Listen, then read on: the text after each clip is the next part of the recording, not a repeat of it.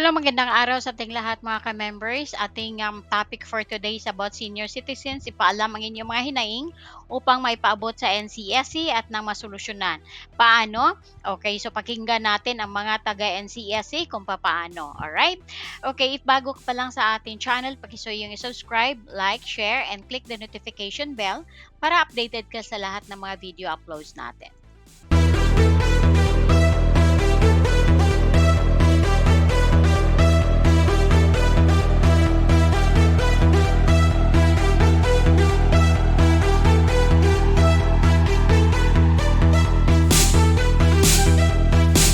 Ang National Commission of Senior Citizens ay nasa preparation stage.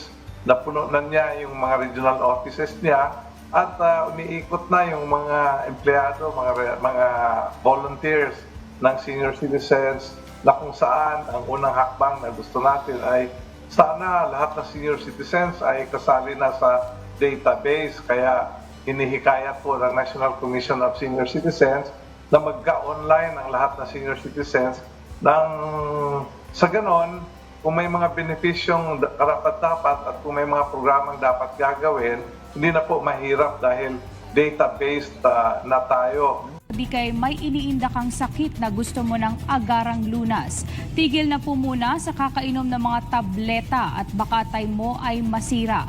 Blower na panlunas nasa Pilipinas na. Kung iyong mamasdan, mistulang blower lamang ng buhok pero lingid sa kaalaman ng marami, mayroon itong terahertz frequency, quantum technology at optical quartz light technology na kayang pumuksa ng anumang uri ng sakit sa iyong katawan. Ang radiant energy na ibinubuga ng iTeracare therapy device ay kayang tumagos sa iyong balat, internal organs maging sa iyong mga buto. Nasa may lalim ito na 20 hanggang 30 sentimetro upang ayusin ang mga baradong ugat at mapaganda ang daloy ng dugo sa katawan. I tried the product last quarter of last year, and it has worked so many wonders for me and for my family. The first time I tried it, I spent 30 minutes blowing my body. The next day, I did not feel any pain whatsoever. And for the next 3 weeks while in Baguio, even if I was walking the whole time, when I go home, no pain whatsoever. I'm able to sleep very well. So when I came back to Manila, I secured my own iTera. Hindi lamang sakit ang kayang alisin ng blower, tinatanggal din ito maging ang mga sobrang taba mo sa katawan na hindi naaalis ng ehersisyo. Ito pa ang natulungan ng ating iTeracare. Ang gentleman na ito had a severe case of cellulitis, was in the hospital for a few days, and he had 6 wanding sessions sa ating iTeracare. However, he had the charged water every day. So, yung tubig, i-charge mo, bublowhan mo na iTeracare, yun ang iinumin. Yun ang iniinom ng taong ito, no, na merong cellulitis. Now, look at the results. Even the doctors were impressed with the results. So, I love the iTeracare device, no? Napakaganda nito and ginagamit din namin ito. Ito pa, ibang natulungan, before may glaucoma case siya. Nung ginamitan siya ng iTeracare, tingnan mo, nawawala yung glaucoma. Okay? So, makikita mo talaga ang pagkakaiba. Noong meron pa siyang glaucoma at yung wala na. So, this is before and after. Ito pang isa from Florida, no? 74 years old siya. Gumagamit siya ng classic iTeracare. 8 minutes per day lang yon, no? Ang gamit niya. Pero tignan mo ang pagkakaiba, no? Nawawala ang kanyang varicose veins. Okay? So, makita natin dyan. Day 1, ang laki. Alright? And then, matatanggal din, no? Tinatanggal din ng iTeracare yung kidney stones. Tignan mo. Isa lang to sa mga natulungan, no? Testimonials, mga natulungan ng iTeracare. So, grab your iTeracare and send us your testimonies. Okay? So, marami pang natutulungan nito. Okay? Pati mga doktor na mga may sakit, natutulungan din dito. At lahat ng gumagamit dito ay natutulungan. Sana ikaw ay matutulungan din. Okay? Okay. So sa mga wala pang ganitong device sa bahay ninyo, okay? Contact us na, okay? And beware of imitations. Sa amin ka lumapit para masiguradong magkaroon ka ng original na device na ito na iTera Care, okay? Kasi maraming mga imitations din ito. Contact us na, alright?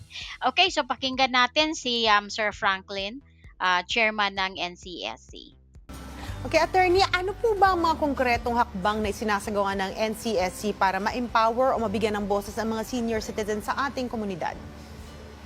Sa ngayon, umiikot tayo sa buong bansa para mapaalam ng mga senior citizens at senior citizens organization na may National Commission of Senior Citizens, at pinapaalam din natin sa mga senior citizens ang lahat na programa na ginagawa ng komisyon. Una nito ay tulad ng sinabi ni P, ang mga senior citizen ay may mga magagaling na mga abilidad, may mga skill sets na dapat ipamahagi sa susunod na henerasyon.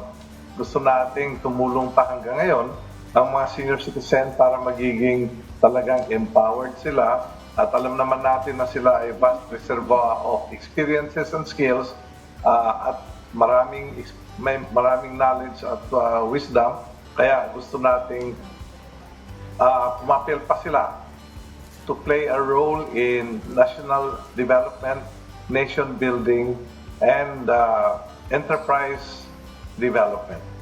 Alright, attorney, we understand, syempre may mga diskriminasyon pagdating sa ating mga senior citizens. So, paano po natin nilalabanan ito bilang kasapi po tayo ng National Commission of Senior Citizens? Attorney, go ahead. Actually, sa paggamit pa lang ng pangalan ang tawag ng senior citizens in our dialect, mayroon ng mga denotation at sometimes ang context ay may iba. Kaya ang isa na binabanggit natin, sana careful tayo when we use, for instance, the word gurang in Bicol is a term of endearment. But in another place, ang gurang ay medyo may discriminatory context. Kaya I hope that sa kanya-kanyang lugar gagamitin natin. In fact, in Filipino, ang ginagamit na term ay nakatatanda, nakakatanda. Sorry. Depende po yan.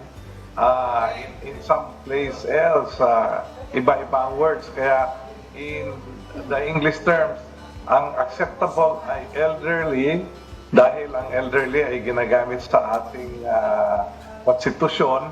Ang senior citizens, dahil ang senior citizens ay ginagamit sa ating batas. At older persons, dahil internationally, yan po ang ginagamit na termino. The term used to refer to a senior citizen is very important. Of course, kailangan ding ipaalam sa ating society, sa ating mga kapitbahay na hindi maganda mag-discriminate. At may batas po doon sa anti-discrimination. Kaya sana po everyone has to be careful not to discriminate or look down at any sector in our society.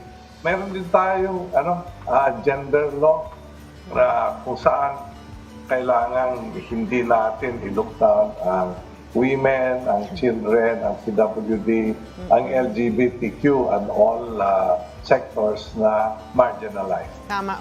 Alam mo, para sa akin tama yan. Dahil dapat talaga binibigyan natin ng respeto ang mga nakakatanda. Dahil sa totoo lang sila ang talagang pwede natin sandigan, no? Sa kung paano tayo dapat mabuhay. Pero attorney, sa ngayon po, yung mga discounts po sa senior citizens natin ay karaniwang mataas lamang sa mga gamot at restaurant. Bakit po ba sa mga grocery stores, depende lamang sa produkto ang percent ng discount? Meron po ba itong dahilan o patakaran? Actually, Chi, may patakaran. Ang Republic Act 9994 ay nagbibigay ng 5% discount sa mga grocery stores. At ang pinag-usapan dyan ay yung basic necessities, yung essentials. May mga terminong ginagamit at may listahan din kung ano ang pwedeng i-discount. And then may threshold, Chi. Ang isang threshold na ginamit ay 1,300 pesos per week. Na kung saan, kung i-total mo, ay 5,200 pesos per month na mabibili. Kaya sa ngayon, nire-review natin ito kasi tulad ng sinabi mo, may mga produkto na kailangan isali na hindi na isali. For instance, ang isa sa pinag-uusapan ay yung adult diapers. Minsan, kailangan ang isang senior citizen ay gumamit na ng adult diapers, ngunit wala siyang discount. Kaya sana tulungan nyo kami na ipaalam sa ating mga media friends, sa ating senior citizens at saka sa mga negosyo na kailangan i-review natin yung mga benefits at privileges na dapat na ibibigay sa ating mga senior citizens. Alright, you've mentioned about reviewing the privileges, pero we want to know also, Attorney, yung plans ninyo when it comes doon sa pagpapabuti ng access na ating mga senior citizens sa ating usapin ng social services or ating mga benefits. Go ahead, Attorney. Actually, sa ngayon, because we are in transition, yung mga benefits ay nasa DSWD pa pay. Yung social pension, centenarian, assistance to senior citizens, caregiving facilities, ay itatransfer pa lang from DSWD to the National Commission of Senior Citizens. Ngunit, ganun pa man, ang National Commission of Senior Citizens ay nasa preparation stage, na puno na niya yung mga regional offices niya at umiikot na yung mga empleyado, mga volunteers ng senior citizens na kung saan ang unang hakbang na gusto natin ay sana lahat ng senior citizens ay kasali na sa database. Kaya hinihikayat po ng National Commission of Senior Citizens na magka-online ang lahat ng senior citizens sa ganon, kung may mga benepisyong karapat-dapat at kung may mga programang dapat gagawin, hindi na po mahirap dahil database na tayo. Hindi po madaling gumawa ng mga programa kung walang data. Kaya sinusunod natin yung panawagan ng ating presidente na dapat sundin yung digitalization. So, if all the benefits and privileges are to be looked at, kung tingnan natin, nasa batas po 7432-9257, lalong-lalo na sa Republic Act 9994 at ang bagong amendment nito, Republic Act 11916. Alright, Attorney, pahabol lamang, no? Kasi meron po tanong online, no? Bakit daw po yung discount sa bread ay 5% lang? Nako, in fact, may isang ruling dyan ng DTI na sinabing ang bake shop ay hindi kasali. So, medyo okay lang na may 5% dahil yan po ang nilagay sa Republic Act 9994. Isa siyang grocery item, kaya 5% lang po ang binibigay. Okay. Oh, well, dapat siguro i-adjust nga rin yun, na dahil malaking bahagi yan sa pang-araw-araw ng ating Oo, mga... mapa-breakfast, lunch, Oo, nakakain din yun. correct. Well, maraming salamat po sa pagbabahagi sa amin ng impormasyon tungkol sa pag-empower sa ating mga senior citizens. Attorney Franklin Quijano muli, maraming salamat po at ingat po. Maraming salamat din na PNC and ulitin ko lang, nire-review natin na ito dahil bagong tayo pa po ang National Commission of Senior Citizens. Salamat and God bless.